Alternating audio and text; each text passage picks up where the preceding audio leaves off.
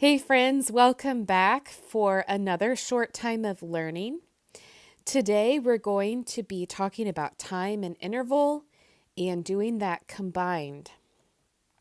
So let's take a look here in your first step book. You should have this dark blue book. And go ahead and get that, and let's turn to page 5. So you can see here is page 5. And we're going to be looking almost all the way to the bottom at number 8, part A. You can see a little red circle down there. So we are going to be looking at 8A. So go ahead and turn to page 5. And here is what 8A looks like. So weeks ago, or maybe months ago in preliminary lessons, we talked about rhythms and patterns of rhythms and how they tend to repeat themselves. And those repetitions are often what make a piece of music sound musical. So is what I want you to do first of all right now is to go ahead and look through this short line of music. Look at the length of the notes. So look at the rhythms and see if you can find any measures that seem to repeat themselves. So for example, I see some 2-pulse notes and some 1-pulse notes in this line of music. Do they repeat themselves or do you see any patterns? So go ahead right now. Go ahead and pause the video, take a minute, and look for any repetition or patterns that you see in the rhythm of this line of music.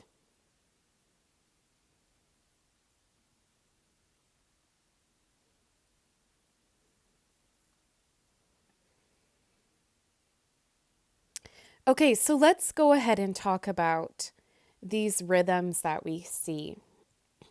So these rhythms, or where we see the repetition, are kind of like little phrases that we would speak or write where we would use maybe a comma or a pause. And then if we think about the entire 8 measures here, think of it as almost like a sentence where at the end, once we finally get to the end of these 8 measures, you feel like it's done or it feels like the little piece is finished. So we're going to talk about how the repetition or the repeated patterns in this line of music create almost natural breathing places in the music. So I'm going to show you where I saw some of the repetition. So I can see here in measures 1 and 2 that I have a 2-pulse note, 2-pulse note, and then a 1, and a 2-pulse note. Okay? And then I go ahead and look at measures 2 and 3, and I see the same rhythm, the exact same rhythm. A 2-pulse note and a 2-pulse note, and then a 1, and a 2-pulse note. So that was the first place that I spotted some repetition, okay? And then I also saw here that this measure rhythmically, or if I look at the length of the notes, is exactly the same as this measure. So once again, I found 2 measures that look just the same when I look at the length of the notes, okay? I have a 1-pulse note, a 1-pulse note, and a 2-pulse note. And then in the second measure that I circled, I also have a 1-pulse, and a 2-pulse note, okay? And then the last 2 phrases, or the last 2 measures, those 2 measures are completely different than the rest of the line of music. So let's go on. And I mentioned just a minute ago about how these repeated patterns almost give us breathing places in music. So I'm going to call those phrases. Maybe when you're talking to your mom or your dad, you're telling them a story and sometimes you pause and then you continue going on. So we're going to think of some of these repeated patterns as phrases. So if I look here at this measure and this measure, This was our first set of measures where we noticed a repeated pattern. Okay, so I'm going to go ahead and play these two measures. Why don't you listen?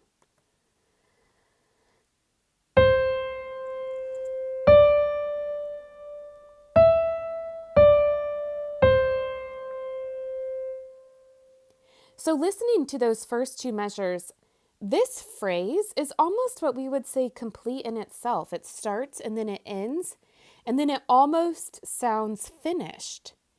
But then let's look at these next two measures where we identified another phrase, and let's listen to these two measures.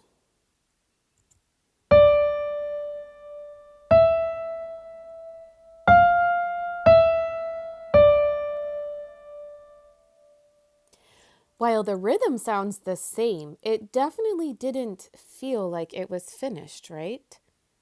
It's almost like a person is repeating in a questioning kind of way what somebody has said.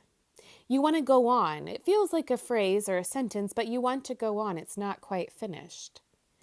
So then we look at these next two measures, and we saw how they repeated themselves. So let's listen to these two measures.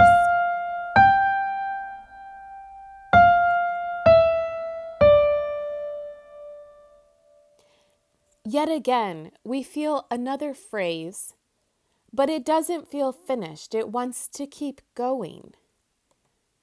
So let's listen to these last two measures and see if we finally feel like we're done.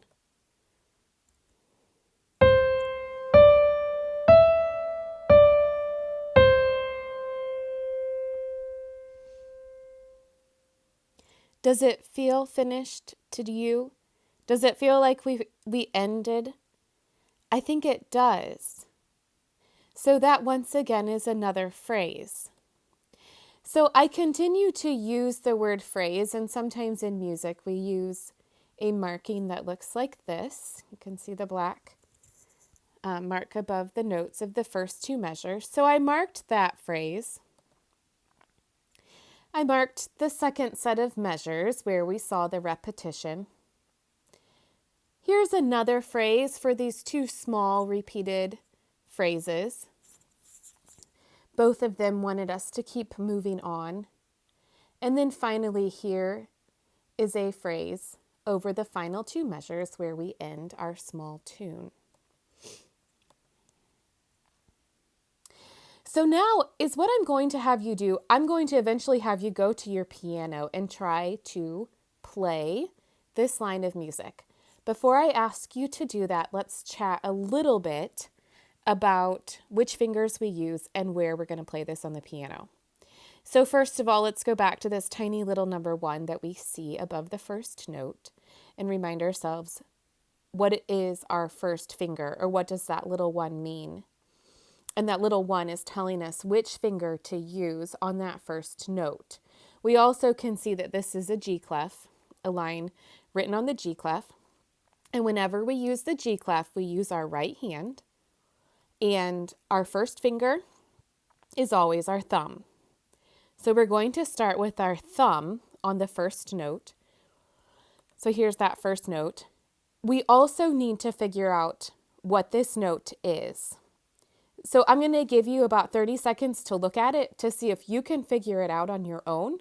And then I'll help you figure it out if you haven't yet. So take 30 seconds. See if you can figure out what that note is.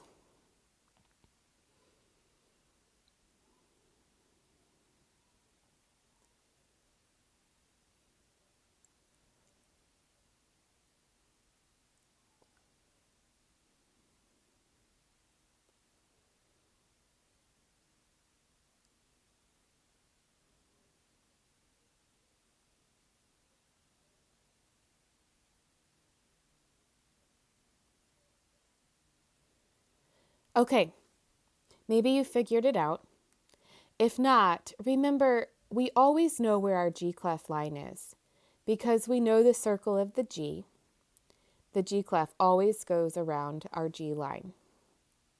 Okay, so we're going to use our G clef line as a reference. If we go up a third from the G clef line, we go we're still one step away from this note. Okay, so let's use that third plus an additional step to figure out what this note is. So here's our piano, and here's middle C, just for reference. So you see that little blue arrow pointing to middle C.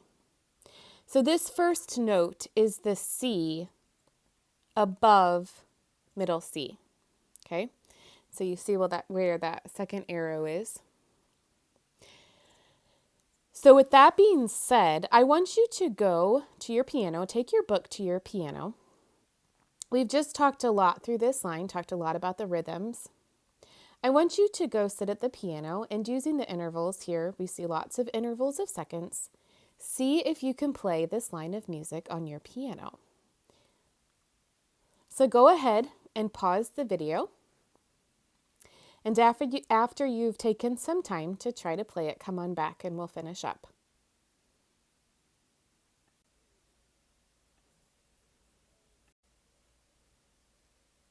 So welcome back. Here is what it sounds like when I play this line of music with the metronome.